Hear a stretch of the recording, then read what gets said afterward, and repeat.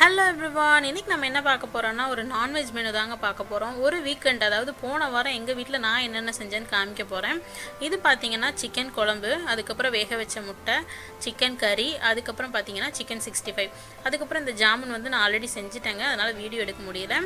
இதுக்கு முன்னாடி நம்ம சேனலை சப்ஸ்கிரைப் பண்ணாதவங்க சப்ஸ்கிரைப் பண்ணிக்கோங்க, கூடவே இந்த பெல் ஐக்கானையும் கிளிக் பண்ணிக்கோங்க. அப்போ தான் நான் வீடியோஸ் போடும்போது உங்களுக்கு உடனுக்குடன் நோட்டிஃபிகேஷன் வரும். வாங்க வீடியோக்குள்ளே போகலாம். ஃபஸ்ட் எடுத்தோடனே சிக்கன் 65க்கு வந்து மசாலா போட்டு மேரினேட் பண்ணிடலாம். தேவையான பொருட்கள்லாம் வந்து எடுத்து வச்சுருங்க. இப்போ பார்த்திங்க அப்படின்னா மிளகாய்த்தூள், மல்லித்தூள், மஞ்சத்தூள், கார்ன்ஃப்ளவர். எப்போவுமே வந்து சிக்கன் 65 செய்யும்போது வந்துட்டு நிறைய வந்து இது போடாதீங்க, கலர் பொடியெல்லாம் போடாதீங்க. வீட்டில் வந்து செய்யும்போது கலர் பொடி இல்லாமல் செய்யுங்க. அதுக்கப்புறமா இஞ்சி பூண்டு விழுது, தேவையான அளவு உப்பு, ஒரு எலுமிச்சம்பழம். ரொம்பவே சிம்பிளுங்க சிக்கன் 65. வீட்டில் செய்கிறது வந்து ஹோட்டலை விடவே நல்லது. ஏன்னா ஹோட்டல்ஸ்லாம் நிறைய கலர் பொடி போடுறாங்க, நம்ம எதுவுமே போடாமல் செஞ்சோம்னா சூப்பராக இருக்கும். இப்போ நல்லா இதை மிக்ஸ் பண்ணி விட்டுக்கலாம். உங்களுக்கு வந்து இது நல்லா மிக்ஸ் ஆகல, எலுமிச்சம்பழம் பத்தலைன்னு தோணுச்சுன்னா 1 டீஸ்பூன் தண்ணி, இல்லை அப்படின்னா 1 டீஸ்பூன் எண்ணெய் விட்டுக்கோங்க. நல்லா வந்து மசாலா வந்து கோட் ஆகும், அது ஊற்றணும் அப்படின்னா. அவ்வளோதான், ரெடி ஆயிடுச்சு. சிக்கன் வந்து போட்டலாம். சிக்கன் என்னடா இந்த கலரில் இருக்குதுன்னு கேட்காதீங்க. நான் வந்து செய்கிறதுக்கு முன்னாடி வந்து வீடியோ எடுக்கிறேன்னு தெரியாமல் அம்மா வந்து மசாலாலாம் போட்டு வச்சுட்டாங்க. உங்கள்கிட்ட வீடியோ காமிக்கணுன்றக்காக மறுபடியும் அதெல்லாம் வாஷ் பண்ணி எடுத்து சிரிக்காதீங்க, மறுபடியும் அதை வாஷ் பண்ணி எடுத்து நான் பண்ணிகிட்ருக்கேன். அவ்வளோதான், இது நல்லா வந்து மேரினேட் ஆகட்டும். நம்ம வந்து குழம்பு வைக்கிற வரைக்கும் மேரினேட் ஆனால் போதும், ஒரு அரை மணி நேரம் இருந்தால் போதும், ரொம்ப நேரம் இருக்கணும்னு இல்லை. பாருங்கள், கலர் பொடியெல்லாம் போடாமே நம்மளுக்கு வந்து நல்ல கலர்ஃபுல்லாக தான் இருக்குது. வீட்டில் இருக்கிற என்ன சொல்கிறது, ஹோம்மேட் தாங்க பெஸ்ட்டு. அதனால் வந்து கலர் பொடியெல்லாம் யூஸ் பண்ணாதீங்க. இப்போ வந்து குழம்புக்கும் கறிக்கும் வந்து மசாலா அரைச்சிடலாம். தேவையான அளவு எண்ணெய் போட்டுக்கோங்க. கல்லெண்ணெய் நான் இன்றைக்கி யூஸ் பண்ணியிருக்கேன். அதுக்கப்புறம் பார்த்திங்கன்னா 1 கப் அளவுக்கு சின்ன வெங்காயம் போட்டிருக்கேன். சின்ன வெங்காயம் நல்லா வணங்கட்டும். இஞ்சி பூண்டு பேஸ்ட் போடாமல் நான் இதிலே போட்டுருவேன் எப்போவுமே. பாருங்கள், பூண்டு போட்டுக்கலாம் தேவையான அளவு. நான் வந்து இதில் வந்து மெஷர்மெண்ட்ஸ் எல்லாம் சொல்லாமல் வீடியோவில் பேசிகிட்டு இருக்கேன். நான் வந்து மெஷர்மெண்ட் எல்லாத்தையும் டிஸ்கிரிப்ஷன் பாக்ஸில் உங்களுக்கு கொடுக்குறேன். இது நல்லா வணங்கினதுக்கப்புறமா தக்காளி போட்டுக்கோங்க. 2 தக்காளி போடுங்க. இது சின்ன சின்னதாக இருக்கனால நான் 3 தக்காளி போட்டிருக்கேன். நீங்கள் 2 போட்டால், ஒரு மீடியம் சைஸ் இல்லை லார்ஜ் சைஸ்னால் 2 போட்டாவே போதும். நிறைய தக்காளி போடாதீங்க. கிரேவி நிறைய வேணும்னா நிறைய போடலாம், மற்றபடி பார்த்திங்கன்னா கம்மியாக போடுங்க. இங்கே பாருங்கள், நல்லா வதங்கி வந்துருச்சு. இந்த ஸ்டேஜில் வந்து நம்ம வாசனை பொருட்கள்லாம் போட்டுக்கலாம். நான் வந்து இன்றைக்கி வந்து லாஸ்ட்டாக போடுற காரணம்னா முன்னாடியே போட்டால் நல்லா கருகிறதுனால சோம்பு, அன்னாச்சிப்பூ, கிராம்பு 4, பட்டை 1, மராத்தி மொக்கு 1. நீங்கள் வந்து மல்லி வந்து நான் இதில் போடல, ஏன்னா நான் மல்லி பொடி வீட்டில் அரைச்சதே வச்சுருக்கேன். அதனால வந்து நான் அதை ஆட் பண்ண போகிறேன். அதனால் இதில் மல்லி போடலை. நல்லா கொஞ்சம் வணக்கி விட்டுக்கோங்க. நீங்கள் ட்ரை ரோஸ்ட் பண்ணி பவுடராக கூட பண்ணலாம். பட் நான் வந்து கறி குழம்புக்கு கறிக்கு 2க்குமே ஒரே மசாலாவாக அரைக்கிறேன். அதனால நான் இதிலே போட்டுட்டேன். நல்லா மறுபடியும் ஒரு வணக்கிடலாம். பாருங்கள், நல்லா வணக்கிடுச்சு. இப்போ கொஞ்சமாக தேங்காய் போட்டு அரைச்சி எடுத்துக்கலாம். அரைச்சி தனியாக வச்சுருங்க. அடுத்து நம்ம வேலையை பார்த்துட்ருக்கலாம். அதுக்குள்ளே இது வந்து சைடில் இருக்கட்டும். இன்னொரு பேனில் குழம்பு வைக்கிறதுக்கு கடலெண்ணெய் 3 டேபிள் ஸ்பூன் விட்டுருக்கேன். கொஞ்சமாக கடுகு உளுந்த பருப்பு, சோம்பு ஒரு நிறைய போட தேவையில்ல, ஒரு 1/2 டீஸ்பூன் போடுங்க. அதுக்கப்புறமா வந்து பட்டை, கிராம்பு, கருவேப்பிலை போடும்போது கொஞ்சம் தள்ளி நின்றுக்குங்க, எப்போவுமே தெரிக்கும். கறி வந்து 1 கிலோ கிட்ட நான் யூஸ் பண்ணுறேங்க. கொஞ்சம் பெரிய பெரிய பீசஸாக போட்டிருக்கேன், ஏன்னா இதை எடுத்து நான் வந்து லாஸ்ட்டாக சொல்கிறேன். நீங்கள் இப்போயே சொன்னால் அந்த சஸ்பென்ஸ் போயிடும். எவ்வளோ பேர் வீட்டில் இப்படி செய்வீங்கன்னு தெரியல, பட் வந்து எங்கள் அம்மா இந்த மாதிரி செய்வாங்க. ஸோ வந்து உங்களுக்கு செஞ்சு காமிக்கலாம், ஈஸியாக இருக்கும்னு சொல்லிட்டு நான் இந்த மாதிரி செஞ்சு காமிக்கிறேன். கறி வந்து போட்டோன்னே எப்போவுமே மசாலா போடாதீங்க. அந்த பச்சை வாசனை போகிற வரைக்கும் நல்லா வணக்கி விடுங்க. அதுக்கப்புறமா மசாலா போட்டிங்கன்னா தான் நல்லாயிருக்கும். இப்போ வந்து நம்ம பேஸ்ட் போட்டுக்கலாம். இஞ்சி பூண்டு பேஸ்ட்டு, மஞ்சத்தூள்.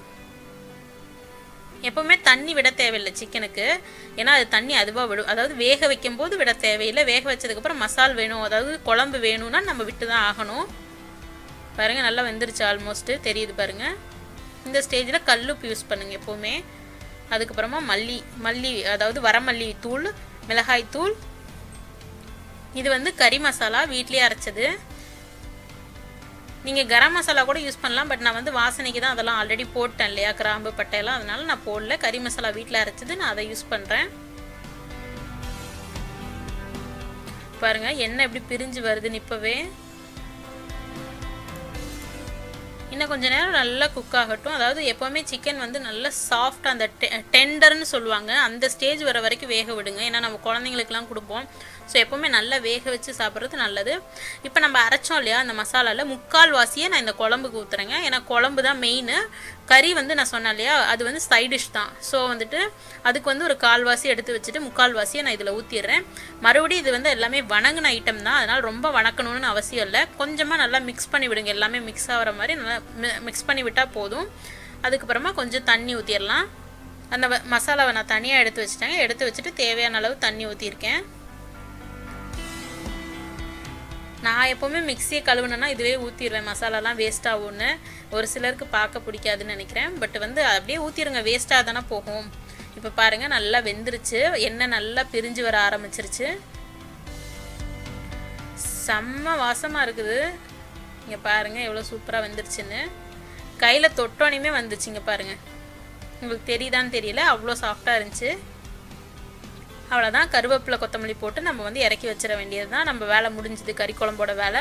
இதுக்கப்புறம் தான் இன்னொரு வேலை இருக்குது. நான் எங்கள் அம்மா செய்வாங்கன்னு சொன்னேன் இல்லையா, அது எப்படி செய்வாங்கன்னா கறி குழம்புல போட்ட கறியை வந்து நாங்கள் சாப்பிட மாட்டோம், அந்தளவுக்கு வந்து விருப்பம் இருக்காது சின்ன வயசுலேருந்தே. ஸோ என்ன பண்ணுவாங்கன்னா கறி குழம்புல போட்டதுன்னு தெரியாமல் இந்த குழம்புல இருக்க கறி எல்லாத்தையும் தனியாக எடுத்து வச்சு அதை வறுத்து கொடுத்துருவாங்க. ஸோ நம்ம வந்து இது கறி குழம்பு இல்லை வேறு ஏதோ கறி அப்படின்னு நினச்சிட்டு நாங்கள் சாப்பிட்ருவோம். ஸோ வந்து நானும் இன்றைக்கி அதை தான் பண்ணி காமிக்க போகிறேன் உங்களுக்கு. கறி குழம்புல வந்து ஒரு 4-5 துண்டு இல்லை தேவையான அளவு ஒரு 1/4 கிலோ கறி அதில் இருக்கட்டும், மீதி 3/4 கிலோவை நம்ம தனியாக எடுத்துடலாம். இப்போ அவ்வளோதான், எல்லாத்தையும் தனியாக எடுத்து வச்சுட்டேன். இதுக்கப்புறமா இன்னொரு பேனில் வந்து மறுபடியும் நான் வந்து கல்லெண்ணெய் தாங்க யூஸ் பண்ணுறேன். எப்போவுமே எனக்கு கல்லெண்ணெயோட வாசம் ரொம்ப பிடிக்கும், ரொம்ப உடலுக்கும் நல்லது. அதனால் கல்லெண்ணெய் போட்டுட்டு கடுகு உளுந்தம் பருப்பு போட்டுட்டு கருவேப்பிலை போட்டுக்கோங்க. நல்லா வந்து பொரிஞ்சதுக்கப்புறமா சின்ன வெங்காயம் மறுபடியும் போட்டுக்கிறேன். நான் இது ஃபுல்லாகவே என்னடா சின்ன வெங்காயம் யூஸ் பண்ணியிருக்கேன்னு கேட்காதீங்க. சின்ன வெங்காயம் உடம்புக்கு ரொம்பவே நல்லது. அதனால் வந்து முடிஞ்ச அளவுக்கு ப்ளஸ் வந்துட்டு டேஸ்ட்டு கொடுக்குங்க. நம்ம என்ன தான் வந்து பெரிய வெங்காயம் யூஸ் பண்ணாலும் சின்ன வெங்காயத்தோட டேஸ்ட் அடிச்சிக்கவே முடியாது. கொஞ்சமாக இஞ்சி பூண்டு விழுது போட்டிருக்கேன். நல்லா வணக்கி விடுங்க. போடும்போது பாருங்கள் நல்லா ரோஸ் கலர் மாதிரி இருந்தது. இப்போ பாருங்கள் எவ்வளோ டிரான்ஸ்பரண்ட்டாக மாறிடுச்சுன்னு. இப்போ வந்து ஒரே ஒரு தக்காளி, சின்ன தக்காளி தான், பெருசில் ரொம்ப சின்னதாக கட் பண்ணி போட்டிருக்கேன்.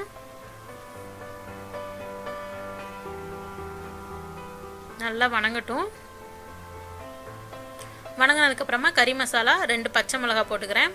கறி மசாலா நான் ஆல்ரெடி சொன்ன மாதிரி இது வீட்டில் அரைச்சிது. நல்லா வணங்கிடுச்சு. இந்த ஸ்டேஜில் நம்ம வேக வச்சு எடுத்துருந்தோம் இல்லையா, அதாவது கறி குழம்புலேருந்து எடுத்த கறியை போட்டு மிக்ஸ் பண்ணி விட்டுக்கலாம்.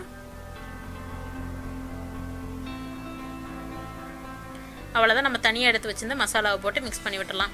இதில் பார்த்தீங்கன்னா கறியும் வெந்தது, நம்ம அரைச்சி வச்ச மசாலாவும் நம்ம வணக்கி அரைச்ச மசாலா. ஸோ ரொம்ப நேரம் வேக விடணும், கிளறிட்டே இருக்கணும் அப்படிலாம் கிடையாது. ஜஸ்ட்டு மிக்ஸ் பண்ணி இப்போ பார்த்தீங்கன்னா நான் வந்து சொதன்னு செஞ்சுருக்கேன் கொஞ்சம். ஏன் அப்படின்னா நான் வந்து எப்போவுமே சாப்பாட்டுக்கே இதை போட்டு சாப்பிடுவேன். கறி குழம்பு பார்த்தீங்கன்னா இட்லி தோசைக்கு வச்சுக்குவேன். பாருங்கள் பேசிகிட்டே உப்பு போட்டதை சொல்ல மறந்துட்டேன். உப்பு தேவையான அளவு போட்டுங்க. ஆல்ரெடி எல்லாத்துலேயும் உப்பு இருக்கும். நம்ம போட்ட வெங்காயம் அதாவது வெங்காயம் தக்காளிக்கு தான் இருக்காது, அதுக்கு மட்டும் போட்டுக்கலாம். இப்போ போட்டு கொஞ்சம் நேரம் வந்து மூடி வைக்கலாம். இது வந்து நல்லா வந்து சொதன்னு நான் செஞ்சது காரணம் நான் சொன்ன மாதிரி ரைஸுக்கு நான் போட்டு சாப்பிடுவேன். எங்கள் அண்ணாக்கு இது இந்த மாதிரி செஞ்சால் பிடிக்கும். அதே எனக்கு இந்த மாதிரி செஞ்சாலும் பிடிக்கும், குழம்பும் பிடிக்கும். பட் எங்கள் வீட்டில் எப்போவுமே குழம்பு பார்த்தீங்க அப்படின்னா கறி, அதாவது குழம்பு வந்து தோசை இட்லிக்கு தான் கறி குழம்புனா. சாப்பாடை நாங்கள் அதிகமாக ப்ரிஃபர் பண்ண மாட்டோம். இந்த மாதிரி கறி வந்து கிரேவி மாதிரி செஞ்சுட்டு இதை சாப்பிட்டுக்குவோம் சாப்பாட்டுக்கு. என்ன சொல்கிறது, 2 in 1 மாதிரி ஆயிடுச்சு. 2லையும் ஈஸியாக முடிஞ்சிடும்ல, அதுக்காக இந்த மாதிரி செய்வோம். இது எங்கள் அம்மாவோட டெக்னிக். இது எவ்வளோ பேர் செய்வீங்கன்னு தெரியல. இது மாதிரி தான் நீங்களும் செய்வீங்கன்னா எனக்கு கமெண்ட்டில் சொல்லுங்கள், நான் தெரிஞ்சுக்கிறேன். அவ்வளோதான், நம்ம சிக்கன் ஆல்ரெடி வெந்திருந்தது. இப்போ சூப்பராக வெந்துருச்சு, செம்ம சாஃப்டாக இருக்குது. இப்போ கருவேப்பிலை கொத்தமல்லி போட்டுட்டு இறக்கிடலாம். கருவேப்பிலை போட்டால் நல்லாயிருக்கும், பட் கொத்தமல்லி தான் நான் போட்டேன் இதுக்கு. ஏன்னா ஆல்ரெடி ஃபஸ்ட்டே நான் கருவேப்பிலை போட்டேன் இல்லையா, அதனால். அவ்வளோதான். இப்போ வந்து எண்ணெய் சூடானதுக்கப்புறம் நம்ம ஆல்ரெடி மேரினேட் பண்ணி வச்சுருந்தோம் இல்லையா சிக்கன், அதை போட்டு நல்லா வறுத்து எடுத்துக்கலாம். சிக்கன் கொஞ்சம் நான் பெரிய துண்டாக தான் போட்டிருந்தேன். நீங்கள் வந்து உங்களுக்கு சின்னதாக வேணாலும் சின்னதாக கட் பண்ணி எடுத்துக்கலாம். நான் வந்து சிக்கன் 65 பார்த்தீங்கன்னா எல்லாமே சதையாக தாங்க போடுவேன்.